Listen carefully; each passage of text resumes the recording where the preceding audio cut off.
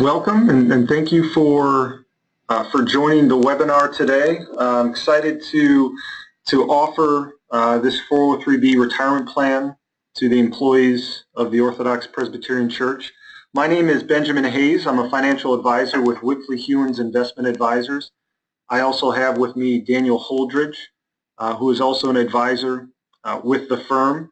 And we are your main resource for questions on this plan when it comes to making investment decisions, enrolling in the plan, talking about retirement and savings.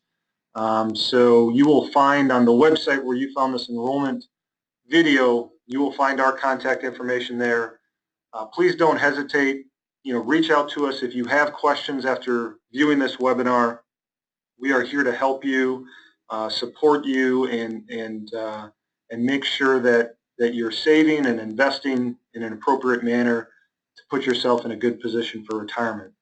And the first step in doing that is enrolling in a retirement plan. And so we're going to cover that here today, walk through the enrollment process with you. We're going to be toggling in and out of the presentation that you see here with some other slides with logins to the actual website to make investment changes and to enroll. We'll be showing you a couple sections of the website that you are currently on that allowed you to get to this webinar. We'll be showing you some important paperwork that you'll need to fill out to get this process started. And with that, why don't we jump in and get started here. So what we're going to cover today in this enrollment video, we're going to talk about the plan in general, some of the key provisions within the plan. Daniel is going to touch on the importance of saving for retirement, saving early. We're going to talk through, I will talk through the paperwork that we need to get filled out, that we're asking you and your local church treasurer to fill out to get started in the plan. And then Dan is going to walk through actually a demo enrollment. So your experience that you'll have as you're signing up for the plan, Daniel will walk through that to hopefully answer any questions you might have during the process. So why don't we start with an overview of the plan. First bullet point there, I want to be very clear that this is a retirement plan that is created specifically for church and faith-based organizations, for ministers like yourself or like most of the folks that are signing up for this plan. It is a 403B9 church retirement plan. So the terminology, really 403B is similar. I think many of you probably have heard of a 401k. It's a similar type setup, but for nonprofit organizations. So it allows you to make contributions to a retirement plan and receive tax benefits for doing so.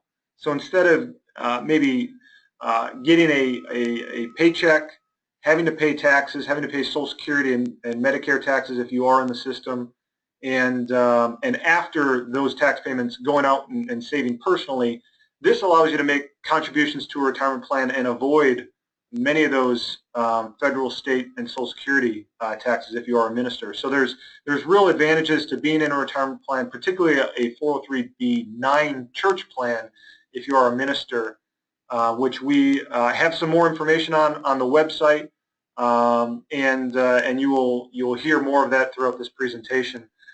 One of the key aspects of this plan is that it is a participant-directed plan. So for those of you that maybe had some experience with the church prior to 2017, the plan used to be a pension plan, or not really a pension plan, but a pooled investment plan where you would contribute dollars and you wouldn't have the responsibility, or you wouldn't have really the choice of making an investment decision. And I know all of you, if you're watching this webinar, we're not actively participating in the plan during that time, but there was a decision made that we wanted to allow more flexibility, more choice to the participants.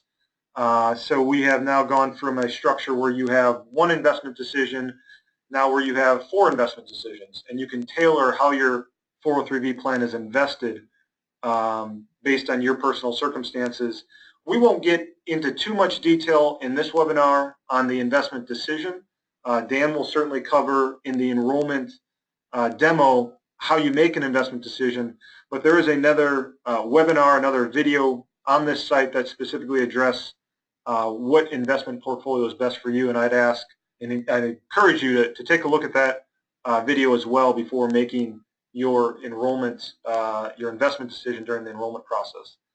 Item number 3, common question we get, most of the contributions in this plan are coming via church contributions, and vesting is a concept, is a term that really describes, if you were to leave the church, if you were to leave the organization, how much of those church contributions made on your behalf, technically employer contributions, how much of that would continue with you? How much would you get to keep? The plan currently has a vesting schedule. It's called a 2-year cliff vesting schedule. If you've been with the church, not necessarily participating in the plan, but if you've been with the church longer than 2 years, you are 100% vested. And if you were to leave and go to a different organization, your entire 401k balance, 403b balance would continue on with you. If you have been with the church less than 2 years, none of the contributions made by your church, by your employer, would be available to roll over. I will mention, as we are recording this webinar, there are discussions going on within the investment committee, the committee on pensions that oversees this plan, of potentially changing that vesting schedule. So I'd keep your eyes and ears out for changes, and please always check the website, which has the most up-to-date information on that vesting schedule, if there are changes going forward. And the 4th item I would mention for the ministers listening to this enrollment, a church retirement plan, a 403b-9 retirement plan, has some really big benefits to ministers, both on the front end and the back end. Contributions made into a church plan personally by yourself, you can avoid not only federal and state taxation, which is kind of a typical arrangement for a traditional retirement plan contribution by pretty much any U.S. citizen, any private sector or public sector worker. On top of that, as a minister in a 403b-9 plan, you can avoid the Social Security tax that you may be paying. You are, as you know, taxed as an employee, federal and state taxation. You have to pay on the Social Security end the entire 15+% of state, or excuse me, Social Security and Medicare taxes. A personal contribution into this plan may allow you to avoid paying those taxes as well. And bullet point number 4 is specifically addressing on the back end at retirement. If you are taking distributions, you qualify as a retired minister, you're taking distributions in retirement, and your contributions were made into this plan while a minister, you may still be eligible to claim the minister's housing allowance while in retirement, which is a very big benefit, and a benefit that is lost if dollars are rolled out of this church plan into a non-church-based plan. So into, say, for example, an individual retirement account, an IRA, those housing allowance benefits would be lost. There's a section on the website addressing some of the key topics for the minister's housing allowance. And I know this is many years off, but just planting the seed for when you do get to retirement, be aware of this option and make sure to give the advisors at Whipley Hewins a call to discuss what might be best for you. So with that intro and quick overview of the plan, I'll turn it over here to Daniel to talk a little bit about why you personally and your church may want to start making contributions on your behalf. Hi, my name is Daniel Holdridge. Benjamin introduced me earlier, and as he said, I just want to touch briefly here on the benefits of saving for retirement, and more importantly, the benefits of saving into the OPC 403B church-sponsored retirement plan. So when talking about saving for retirement, one of the best ways to do it is just to look at an example here. So what we'll do is we'll take Jane and Joe, who are both currently 30 years old and planning to start saving for retirement in the future. Jane is going to start saving today. She's going to contribute $3,000 a year for the next 10 years. Joe is going to choose to forego saving for retirement, and he's going to spend a little more money and put off saving for those 10 years, and he'll begin saving at age 40 for 26 years. What you find is that when Jane and Joe each reach retirement at age 65, even though Joe put in an additional $48,000 for saving $3,000 for 15 additional years, Jane's account balance is significantly higher, even though she saved less, for a total difference made in this example of $110,000. So what's really important to factor in when making contributions to the retirement plan is the time value of money. And whether it is through your own personal contributions or employer contributions that the church is going to be making to your account, the time that you have goes a long way. And that's why it's extremely important to just begin saving as early as possible. So we would strongly encourage new ministers or participants who are eligible to save into the OPC retirement plan to certainly take advantage of this benefit that is being provided to you by getting enrolled in the plan and starting to make contributions as soon as possible. So I'll hand it back over to Benjamin, and he will touch on the specifics of what needs to be done in order to get enrolled in the 403B plan. Thank you, Daniel. So, I think the big point there is start early, start often, and it's never too early to start. Even if you're a minister watching this video and you're not 25 or 30 years old or 35, you're in your 50s. As soon as you can start, as soon as there are funds available, every year earlier that you start is just going to be that much more important and that much more beneficial for your retirement.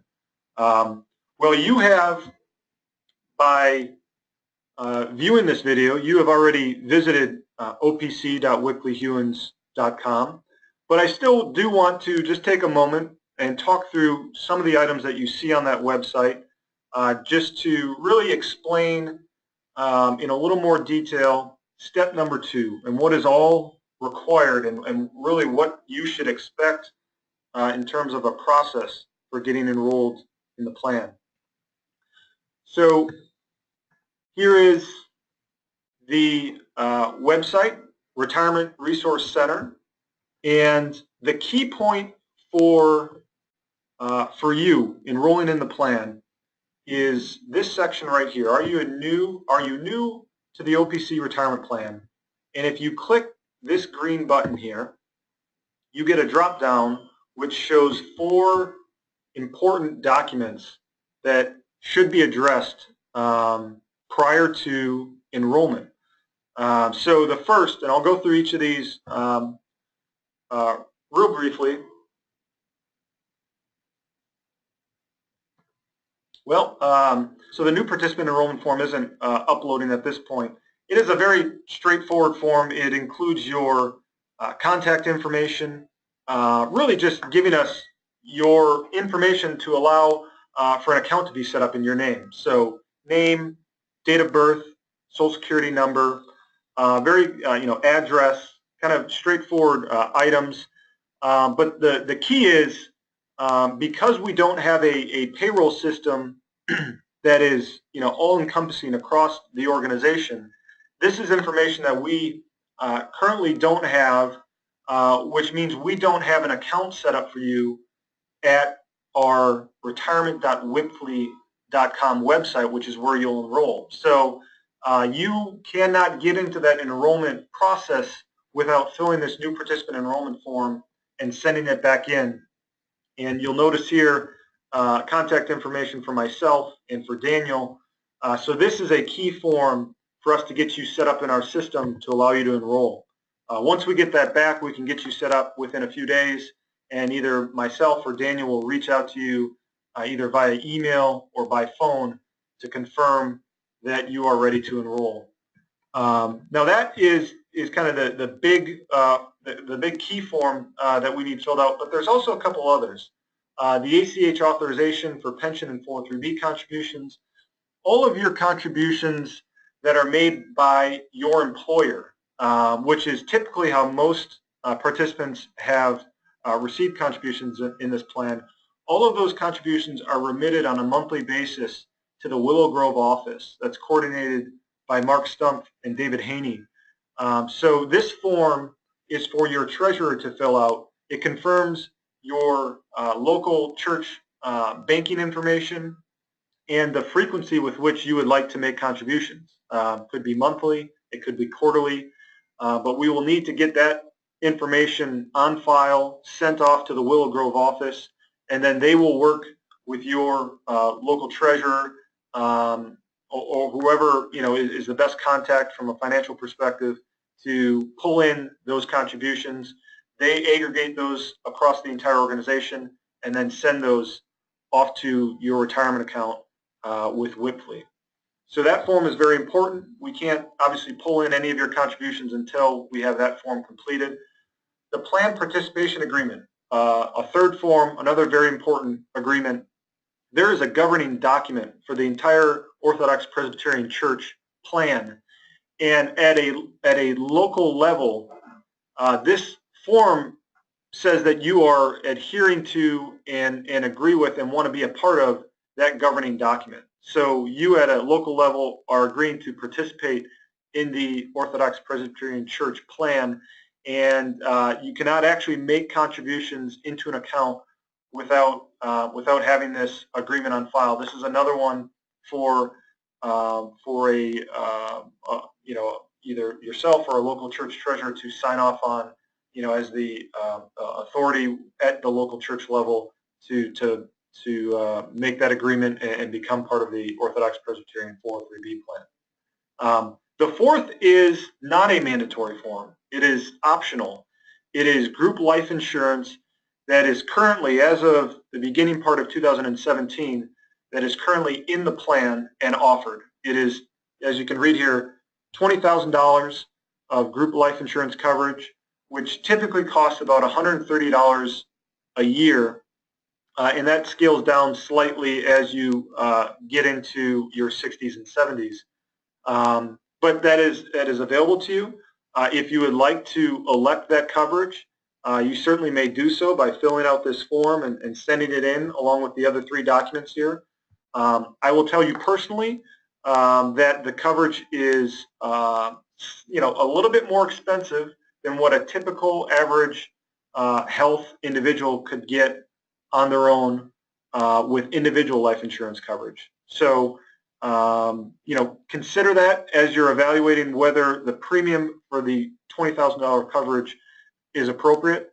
Certainly for individuals that maybe do have some health concerns, this does not have immediate underwriting requirements. So, for each individual, I think it's a different choice whether this is a beneficial policy to take up. The premiums are made from your retirement account. So that's another factor to consider. They're not paid personally. So with that, there's some other plan documents here to be aware of. Summary plan description is where you get where the rules of the plan are laid out. We try to condense that into a one-page plan detail sheet, an annual fee disclosure, and some information on the default investment option, which we'll touch on in a separate video. So feel free to run through these plan documents. Once you send in either the 3 or 4 documents in this enrollment packet, and we have reached back out to you to confirm that you are, in fact, now in the retirement plan, you go to the next green button, the retirement plan page, and here is where Dan can run through an enrollment demo for you to get you a better understanding of what this process is going to look like. So let's get a sample Social Security number and password in there. So not to skip past that part, your default username is your Social Security number, password's the last four of your social. You're on participant. I'll turn it over to Dan here as we're logging in to go through that process. So again, this is after you had submitted the 3 required documents, and Benjamin and I would have reached back out to you to confirm that we had received them and they had been processed. We would tell you your username and login, and then you would end up at this site where we are now. The very first time you log in, you will be prompted to set up some security questions. So here we have mother's maiden name. We're just going to put in Smith for an example. We have street that we grew up on. We're just going to put Maine. So you'll set up your security questions. The next screen that you'll see is going to be some personal information that you'll need to verify. This is just populated based on that first form that you filled out and sent back to us. So here you'll see your name. You'll probably see some additional information as far as the street address and personal information that you mailed back on that form. So here we'll just put in you're married, 123 Main Street.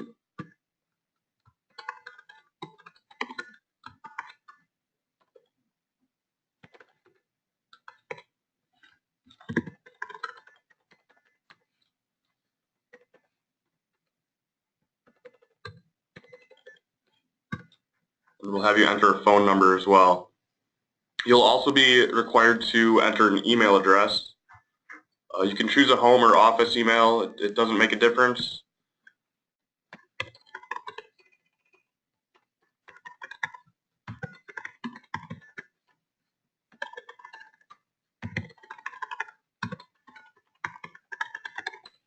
So I'll enter my work email there.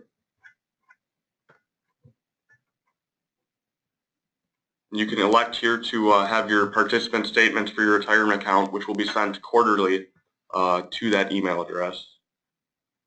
And the security questions at the bottom here, those are what we just set up at the previous screen. And I'll just mention too, if you would prefer to get statements by mail, you're more than welcome to do that. You would just, leave the button on no, and you'd continue to get those by mail. The next screen, you'll be prompted to enter some beneficiary information. So for beneficiaries, we usually recommend that your spouse be the primary beneficiary. Some states require it by law.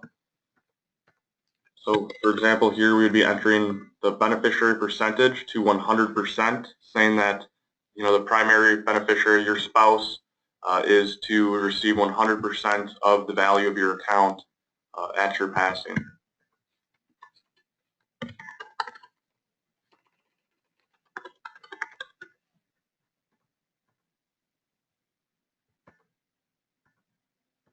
You'll be prompted to enter a date of birth for your spouse. And the social security number is not required. As long as you have the date of birth in there, that's the main thing. As long as name, date of birth, that's set to go. Don't worry too much about getting all this additional info in. We also do strongly recommend that you add contingent beneficiaries to the account as well. So say you have 2 children, what you can do is you can add a second beneficiary designation and elect contingent. We're going to add our 2 children 50% each.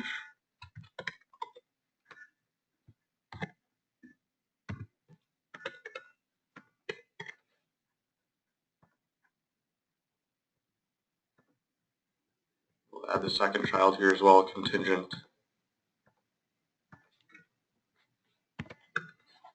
When entering beneficiary percentages, it also requires that you enter to the nearest whole number. So in the event that you have, let's say, 3 children, the system is going to require that when typing in the numbers, you enter 33%, 33%, and 34% for the final child. So here we'll enter child 2.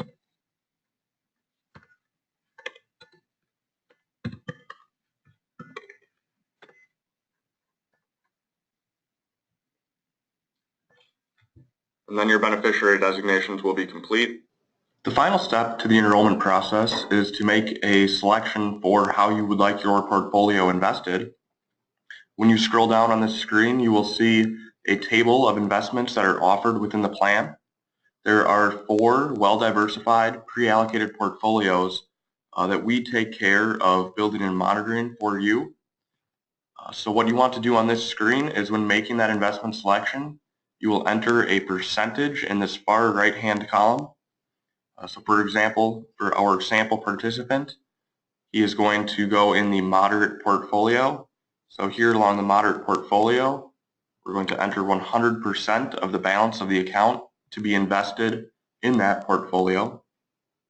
For the purposes of this video, Benjamin and I aren't going to get into the details of how to make an investment selection.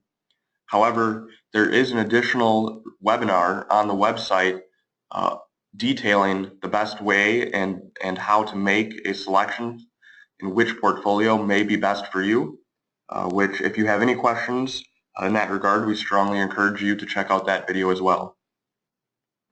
Once you've made the investment selection, you'll click on Next, and the final step is a confirmation screen of all of the decisions that you just made. So here you see the personal information that we entered, the beneficiary designations, and the investment election to that moderate portfolio. You'll click on Submit, and that will complete your enrollment in the OPC 403B plan. So that concludes our enrollment webinar. Thank you for taking the time to watch. And as always, if you have any questions, please do not hesitate to reach out to myself or Benjamin, and we would be happy to help you out. Thank you.